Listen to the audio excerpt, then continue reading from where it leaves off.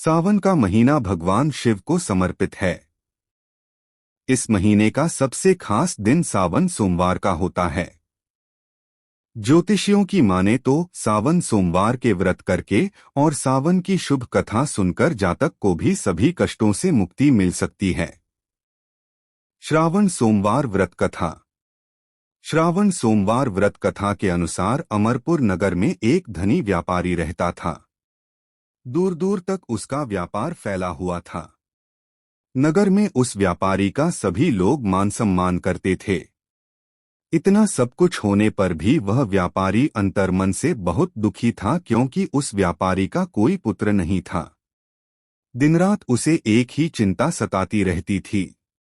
उसकी मृत्यु के बाद उसके इतने बड़े व्यापार और धन संपत्ति को कौन संभालेगा। पुत्र पाने की इच्छा से वह व्यापारी प्रति सोमवार भगवान शिव की व्रत पूजा किया करता था। सायंकाल को व्यापारी शिव मंदिर में जाकर भगवान शिव के सामने घी का दीपक जलाया करता था। उस व्यापारी की भक्ति देखकर एक दिन पार्वती ने भगवान शिव से कहा, हे प्राणनाथ, यह व्यापारी आपका सच्चा भक्त है। कितने दिनों से यह सोमवार का व्रत और पूजा नियमित कर रहा है। भगवान, आप इस व्यापारी की मनोकामना अवश्य पूर्ण करें। भगवान शिव ने मुस्कराते हुए कहा, हे पार्वती, इस संसार में सबको उसके कर्म के अनुसार फल की प्राप्ति होती है। प्राणी जैसा कर्म करते हैं, उन्हें वैसा ही फल प्राप्त होता है। इसके बावजूद पार्वती जी नहीं मानी। उन्होंने आग्रह करते हुए कहा, नहीं प्राणनाथ, आपको इस व्यापारी की इच्छा पूरी करनी ही पड़ेगी। यह आपका अनन्य भक्त है।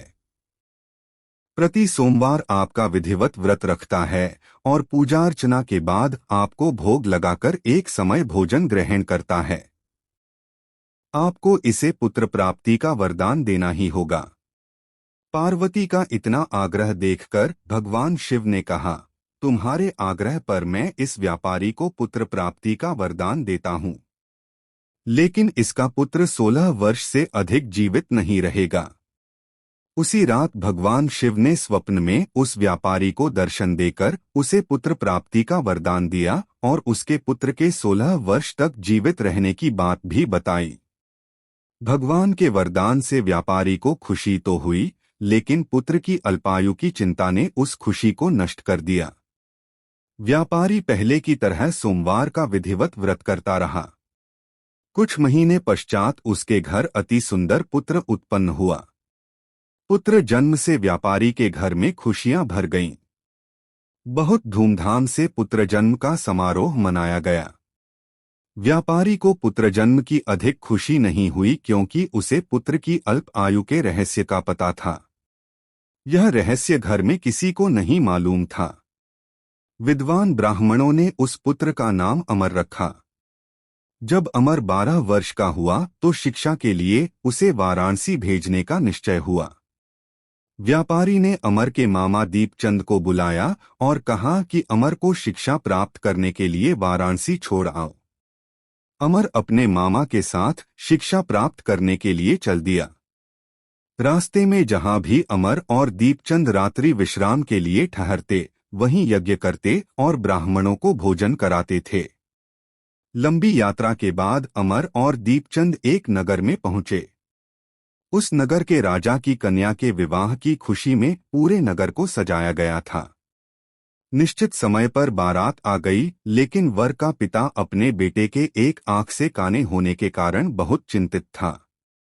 उसे इस बात का भय सता रहा था कि राजा को इस बात का पता चलने पर कहीं वह विवाह से इनकार न कर दें। इससे उसकी बदनामी होगी। वर के पिता ने अमर को देखा तो उसके मस्तिष्क में एक विचार आया। उसने सोचा, क्यों न इस लड़के को दूल्हा बनाकर राजकुमारी से विवाह करा दूं। विवाह के बाद इसको धन देकर विदा कर दूंगा और राजकुमारी को अपने नगर में ले जाऊंगा। वर के पिता ने इसी संबंध में अमर और दीपचंद से बात की। दीपचंद ने धन मिलने के लालच में वर के पिता की बात स्वीकार कर ली। अमर को दूल्हे के वस्त्र पहनाकर राजकुमारी चंद्रिका से विवाह करा दिया गया। राजा ने बहुत सा धन देकर राजकुमारी को विदा किया। अमर जब लौट रहा था तो सच नहीं छिपा सका और उसने राजकुमारी की ओढ़नी पर लिख दिया, राजकुमारी चंद्रिका, तुम्हारा विवाह तो मेरे साथ हुआ था, मैं तो वाराणसी में शिक्षा प्राप्त करने जा रहा हूँ। अब तुम्हें जिस नवयुवक की पत्नी बनना पड़ेगा वह कान्हा है। जब राजकुमारी ने अपनी ओढ़नी पर लिखा हुआ पढ़ा तो उसने काने लड़के के साथ जाने से इनकार कर दिया। राजा ने सब बातें जानकर राजकुमारी को महल में रख लिया। उधर अमर अपने मामा दीपचंद के साथ वाराणसी पहुंच गया। अमर ने गुरुकुल में पढ़ना शुरू कर दिया। जब अमर की आयु 16 वर्ष पूरी हुई तो उसने एक यज्ञ किया। यज्ञ की समाप्ति पर ब्राह्मणों को भोजन कराया और खूब अन्न वस्त्र दान किए। रात को अमर अपने शयन कक्ष में सो गया। शिव के वरदान के अनुसार शयनावस्था में ही अमर के प्राण पखेरु उड़ गए। सूर्योदय पर मामा अमर को मृत देखकर रोने पीटने लगा। आसपास के लोग भी एकत्र होकर दुख प्रकट करने लगे। मामा के रोने विलाप करने के स्वर समीप से गुजरते हुए भगवान शिव और माता पार्वती ने भी सुने। पार्वती जी ने भगवान से कहा, प्राणनाथ, मुझसे इसके रोने के स्वर सहन नहीं हो रहे, आप इस व्यक्ति के कष्ट अवश्य दूर करें। भगवान शिव ने पार्वती जी के साथ अदृश्य रूप में समीप जाकर अमर को देखा तो पार्वती जी से बोले, पार्वती, यह तो उसी व्यापारी का पुत्र है। मैंने इसे 16 वर्ष की आयु का वरदान दिया था, इसकी आयु तो पूरी हो गई।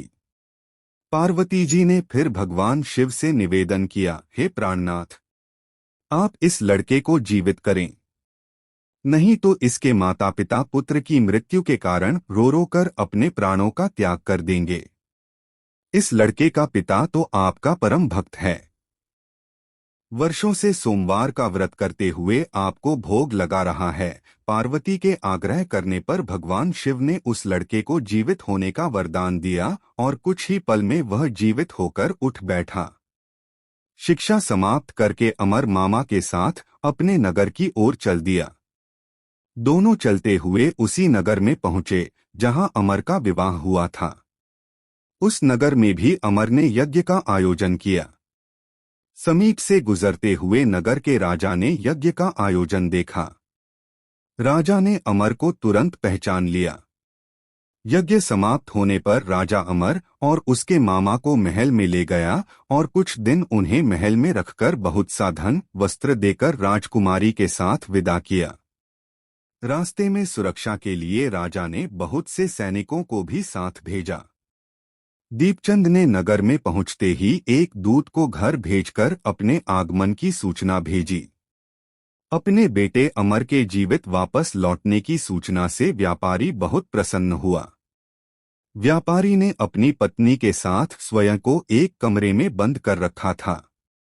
भूखे प्यासे रहकर व्यापारी और उसकी पत्नी बेटे की प्रतीक्षा कर रहे थे। उन्होंने प्रतिज्ञा कर रखी थी कि यदि उन्हें अपने बेटे की मृत्यु का समाचार मिला तो दोनों अपने प्राण त्याग देंगे। व्यापारी अपनी पत्नी और मित्रों के साथ नगर के द्वार पर पहुंचा। अपने बेटे के विवाह का समाचार सुनकर पुत्रवधू राजकुमारी चंद्रिका को देखकर उसकी खुशी का ठिकाना न रहा। उसी रात भगवान शिव ने व्यापारी के स्वप्न में आकर कहा, हे श्रेष्ठी, मैंने तेरे सोमवार के व्रत करने और व्रत कथा सुनने से प्रसन्न होकर तेरे पुत्र को लंबी आयु प्रदान की है। व्यापारी बहुत प्रसन्न हुआ। सोमवार का व्रत करने से व्यापारी के घर में खुशियां लौट आईं। शास्त्रों में लिखा है कि जो स्त्री पुरुष सोमवार का विधिवत व्रत करते और व्रत कथा सुनते हैं, उनकी सभी इच्छाएं पूरी होती हैं।